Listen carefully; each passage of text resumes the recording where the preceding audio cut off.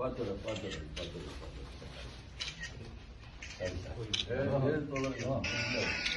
ನಿಮಿಷ ಶರ್ಟ್ ಹಾಕೋದು ಲೇಟ್ ಆಯ್ತು. ಒಂದು 10:30 ಅಂದ್ರಲ್ಲ.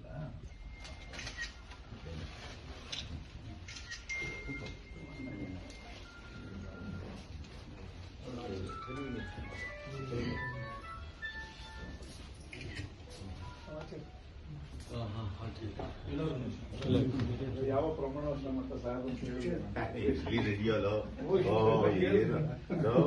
ಎಲ್ಲ ನಾವ್ ಇದು ಕೇಳಪ್ಪ, ನಾವೆಲ್ಲ ಹಂಗೆ ಬೇಕಂದ್ರೆ ಬೆಳೆದು ಬಂದಿರೋದು. ನಾವು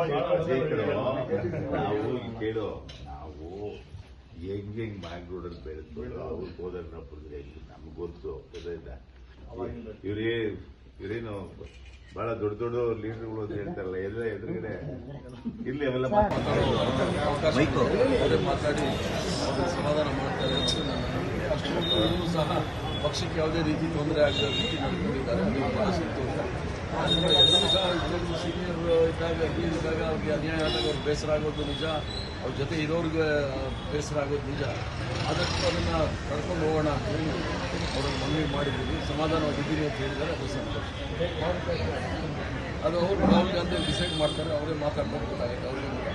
ಈಗ ಆಪ್ಷನ್ ಅನ್ನುವಂಥದ್ದು ಏನೂ ಇಲ್ಲ ಅನ್ನೋದು, ಹಾಗಾಗಿ ಬಂದಂತಹ ನಾಯಕರು ಭರವಸೆಯನ್ನು ಕೊಟ್ಟರು ಅಂತ ಅಂದರೆ ಪಕ್ಷದ ಒಳಗಡೆ ಕೆಲಸ ಬಿಟ್ಟು ಸಚಿವ ಸ್ಥಾನ ಅನ್ನುವಂಥದ್ರಲ್ಲಿ ಯಾವುದೂ ಇಲ್ಲ ಅಂತ. ಆಪ್ಷನ್ ಅನ್ನೋದು ನೀವು ಹೇಳ್ಬಿಟ್ರೆ, politics is game of possibilities.